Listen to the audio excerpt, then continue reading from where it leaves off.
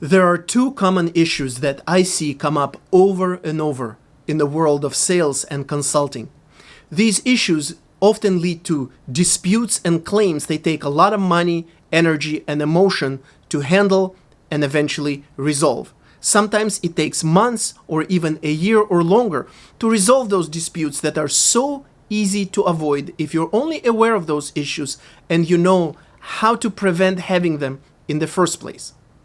Issue number one, a contract that says that you, the salesperson, will only be paid the commissions that you earn if you are employed with the company at the time that these commissions are paid out. So let's take an example. If, let's say, you work on a deal, you close it, your employer gets paid for that deal a few weeks later, but you're terminated in the meantime, they're telling you you aren't getting any commissions because you were not employed with them at the time that they were paying those commissions out. You were already terminated, maybe just a few days earlier. How is it fair? How does it make sense for you not to be paid for all the work that you have done and for all the work that resulted in your company, in your former employer, getting all the benefit of your work? In some cases, you can challenge this type of situation successfully, but in most cases, you will not be able to because the contract says what it says.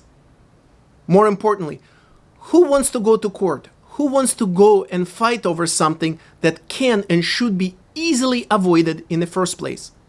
It is much easier to not be in that situation and not have that type of issue altogether by making sure that your incentive compensation agreement contains appropriate language that states in so many words that you will be entitled to the commission that you earned upon completing or substantially completing the underlying transaction, regardless of your employment status at the time that those commissions are paid out, regardless of whether you're employed or not employed on the date that those commissions are paid out. So many contracts, so many incentive compensation agreements, so many commission agreements, so many sales employment agreements contain this language. To be eligible for commissions, you have to be employed on the date that those commissions are paid out.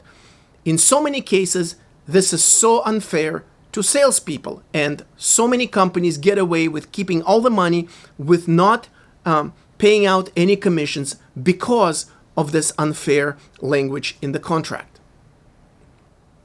Issue number two to avoid.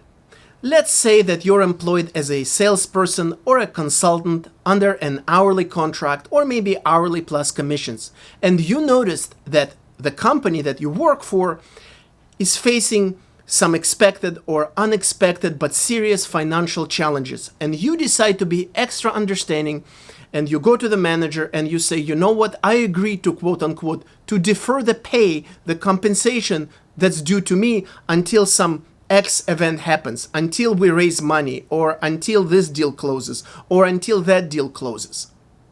Your employer understands it to mean that if that event doesn't happen, you agree not to be paid for something. You agree not to be paid for that period of time. When all you mean is that you're willing to wait 30 days, 60 days, 90 days until the event that you mentioned happens, and if it doesn't happen, you still expect to be paid because you have a contract. Again, you are likely to face this type of misunderstanding and have some kind of legal dispute later because you don't have meeting of the minds. Even though you have a contract, the employer understood what they wanted to understand from your words, and you understood something entirely different. So again, it's very easy to avoid this type of issue by first not saying something like this orally, by putting it in writing.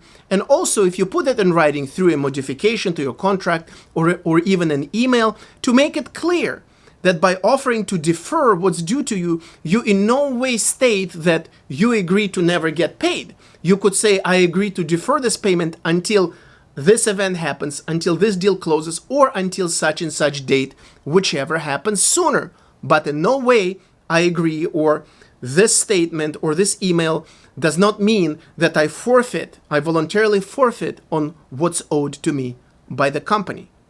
Once you make it this clear and this unequivocal, this will significantly reduce the chances of having any type of dispute of whether you're owed compensation for that time or not. Thank you.